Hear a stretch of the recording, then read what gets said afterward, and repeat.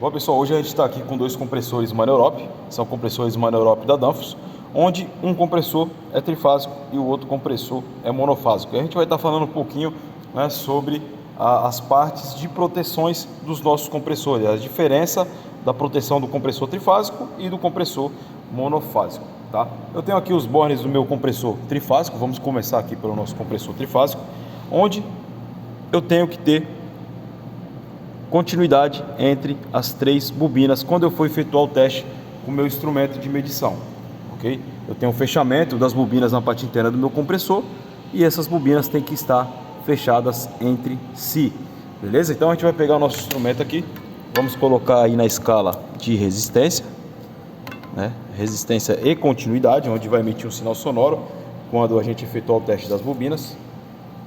Vamos lá. E sempre que eu for efetuar o teste das bobinas do meu compressor trifásico, os valores de resistência entre as bobinas, entre as três bobinas, tem que ser os mesmos, tá, pessoal? Então vamos lá. Eu vou pegar aqui, ó, as primeiras duas bobinas, que são as duas de baixo. Deixa eu melhorar aqui a posição do instrumento. Vamos lá. Vou pegar as duas bobinas aqui de baixo. Eu tenho aí a emissão de um sinal sonoro e eu tenho uma resistência de 1.3 ohm. Eu vou manter a ponta do positivo nesse borne e vou passar para o borne de cima. Eu tenho sinal sonoro e tenho uma resistência de 1.3 ohm. Vou tirar o positivo, vou colocar na bobina ao lado. Tenho sinal sonoro e tenho também uma resistência de 1.4 ohm, ok, pessoal? E agora lá 1.3, tem a variaçãozinha aí, 1.3, 1.4. Então as resistências entre as bobinas do meu compressor, elas são iguais. Vocês viram lá que deu 1.3 entre as três bobinas, beleza? Vamos fazer o teste agora para saber se o nosso compressor ele está com baixa isolação, se o nosso compressor está para massa. Então a gente vai pegar qualquer bobina aqui, tá, pessoal? A gente não precisa fazer com as três bobinas. Como as três bobinas elas estão fechadas entre si, a gente pode pegar qualquer um borne aqui e colocar na estrutura do compressor. Se ele emitir o sinal sonoro, o compressor está com baixa isolação entre o bobinado e a carcaça do compressor. Esse não é o teste mais eficaz, é o teste de continuidade da bobina para a carcaça. Na verdade a gente tem que efetuar o teste aí com megômetro para a gente constatar a baixa isolação do nosso compressor, mas com o instrumento também, se a resistência estiver bem baixa, a gente consegue identificar se o compressor está para massa ou não.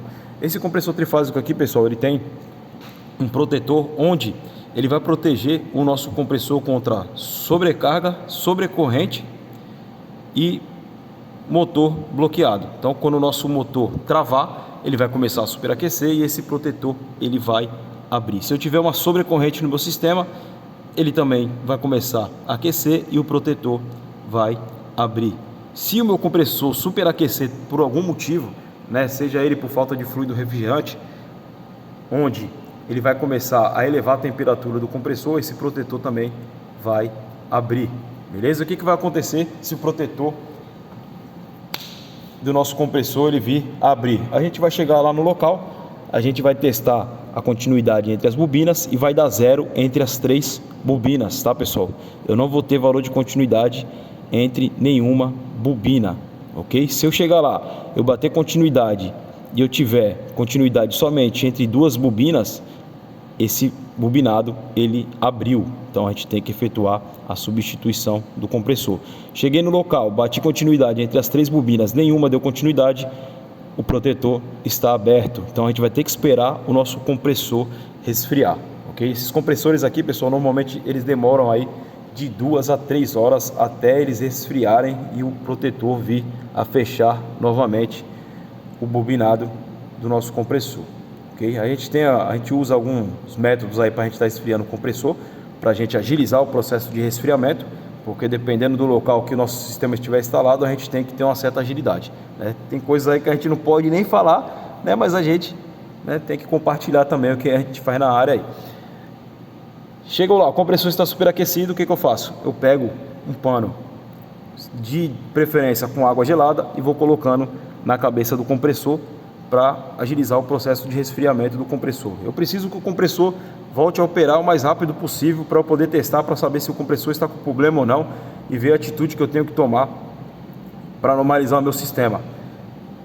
A gente costuma utilizar aí o fluido refrigerante na forma de líquido. A gente vira lá o cilindro de fluido refrigerante de cabeça para baixo e vai jateando o líquido aqui no nosso compressor, para o nosso compressor vir a resfriar mais rápido. É certo? Não é certo, pessoal, até porque a gente sabe aí que alguns gases eles acabam prejudicando a camada de ozônio, né? Mas outros não, então a gente acaba utilizando eles para estar efetuando esse processo de resfriamento, para a gente agilizar logo o processo, né? E a gente tá podendo liberar o nosso sistema, ou até mesmo efetuar o teste para saber se a gente vai precisar trocar ou não o nosso compressor, ok? Então é dessa forma aí que a gente faz, né? Não é uma forma muito certa, mas é uma forma de agilizar o processo de resfriamento do compressor. Você imagine só se o meu sistema estiver instalado num sistema onde ele atinge diretamente a produção, eu tenho que esperar de 2 a 3 horas ele resfriar para eu poder efetuar o teste do compressor e depois verificar aí qual foi o motivo de ter ocasionado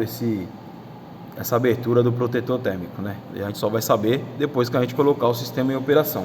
A gente não tem como saber sem colocar o compressor para funcionar, né? É o certo? Não é o certo, mas a gente tem que ter agilidade. Em algumas situações a gente tem que ter agilidade, a gente não consegue esperar muito para estar resolvendo o problema. Não dá para você pegar um sistema no sistema de produção e você esperar ele resfriar 2 horas. A gente tem que tomar uma ação para poder colocar o sistema para operar o mais rápido possível. Beleza? Então vamos agora aqui para o nosso compressor monofásico, né? Onde a parte elétrica já é um pouco diferente do trifásico. No trifásico a gente tem lá a tensão trifásica, no meu caso aqui 220, eu conecto os 3 cabos aqui e energizo o meu compressor. O compressor monofásico já é um pouco mais diferente, né? O compressor monofásico ele vai precisar de um relé de partida, um capacitor de partida e um capacitor de marcha, tá, pessoal? Aqueles capacitores permanentes. E os valores das bobinas aqui do meu compressor, elas são diferentes do compressor trifásico, ok? Então aqui é como se fosse o compressor aí de um split, tá, pessoal? A mesma coisa, não muda nada. Então, o que vai acontecer aqui? Normalmente esses compressores MAN-Europe da Danfoss é padrão, tá? O comum é sempre o Borne superior, ok? O esquerdo é o auxiliar e o da direita é o marcha. Então é comum S e R, C, S e R, ok? Então, como a gente já sabe que o S e o R são os 2 bornes inferiores, a gente vai testar aqui a resistência entre eles e vai ter que ter um valor de resistência maior, tá? Então vamos lá. Eu tenho um valor de resistência entre o S e o R de 3.6 ohm. Já sabendo que aqui é o meu comum, eu vou fazer o teste entre o comum e o auxiliar, que é o S, entre o C e o S. Eu tenho um valor de resistência de 3 ohm, beleza? E agora eu vou fazer o teste entre o comum e o marcha, entre o C e o R. Ele vai ter que ter um valor de resistência menor do que as outras 2 medições. Vamos lá. 0.6 ohm, 0.6, 0.7, beleza? Então, eu sei que meu compressor também está bom, devido às resistências estarem ok, né? Se você pegar aqui o valor de resistência que teve entre o S e o R foi de 3.6, entre o C e o S foi de 3 ohm, e entre o C e o R foi de 0.6, 0.7. Fazendo a somatória, eu vou ter o valor de resistência que eu encontrei aqui entre o S e o R, beleza? E como vocês viram, quando eu efetuo o teste de resistência, bateu continuidade entre as 3 bobinas, tá, pessoal? Então eu tenho que ter continuidade entre as 3 bobinas. Se eu tiver alguma bobina aberta, meu compressor está danificado, a bobina está aberta, eu tenho que efetuar a troca do meu compressor. E esse cara aqui também, ele tem um bimetálico, também tem um sensor que ele faz o controle ali, né, de sobrecorrente e de alta temperatura no compressor. Então sempre que eu tiver uma corrente elevada no meu compressor, ou uma temperatura também muito elevada, ele vai abrir o bimetálico e ele só vai voltar a fechar novamente no período entre 2 e 3 horas, tá, pessoal? Só que aqui ele é diferente. No compressor trifásico, quando o protetor abre, ele corta a continuidade entre as 3 bobinas. No monofásico, quando ele abre, ele só corta a continuidade entre o comum e o R e entre o comum e o S, ok? Então quando você chegar lá no local, você vê que entre o S e o R tem continuidade, mas entre o comum e o S e o R não tem continuidade, o bimetálico está aberto. A gente tem que aguardar o compressor resfriar ou a gente usar aquele método, né, para a gente poder estar resfriando o compressor e o bimetálico voltar a fechar e a gente efetuar o teste do compressor e do sistema para saber qual foi o motivo que abriu o nosso bimetálico. Beleza? Então é dessa forma que funciona a parte de proteção aí dos nossos compressores Mono-Europe. Beleza, pessoal? São compressores, né, onde um é trifásico e o outro é monofásico, né, mas a estrutura, né, dos compressores são iguais. Vocês podem ver que são MTZ36, tá? Os dois. E a estrutura dos dois são iguais, não tem nenhuma diferença na estrutura, é só a parte elétrica que é diferente, tá, pessoal? A parte de alimentação e a parte de proteção. Esses compressores aqui, eles têm aqui, ó, deixa eu tentar aqui, a válvula de sucção, que é de 1 em 1/4, a válvula de descarga, que é de 1 polegada, tá? Nos dois são iguais. Eu tenho aqui um acesso para eu verificar a pressão de baixa do meu sistema. Okay? Vou virar aqui. Do lado aqui da caixa de ligação, eu tenho um poço onde vai a minha resistência do cárter. Ok? Tenho aqui a conexão para o equalizador de óleo e tenho o visor de óleo também. Deixa eu tentar virar aqui.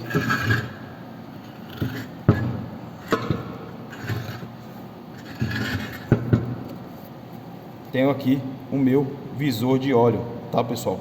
Os dois compressores, a estrutura são iguais. Eu tenho lá minha sucção, minha descarga, o poço para a resistência do cárter, a conexão para verificar a pressão de baixa, a conexão do equalizador de óleo e o visor de óleo do compressor. Beleza, pessoal? Então, essa aí foi mais uma dica, espero que tenham gostado. Não se esqueçam de se inscrever no nosso canal e deixar o seu like para que eu possa continuar a compartilhar mais vídeo com vocês. Um abraço e até o próximo vídeo. Valeu! Baby, calm down, calm down.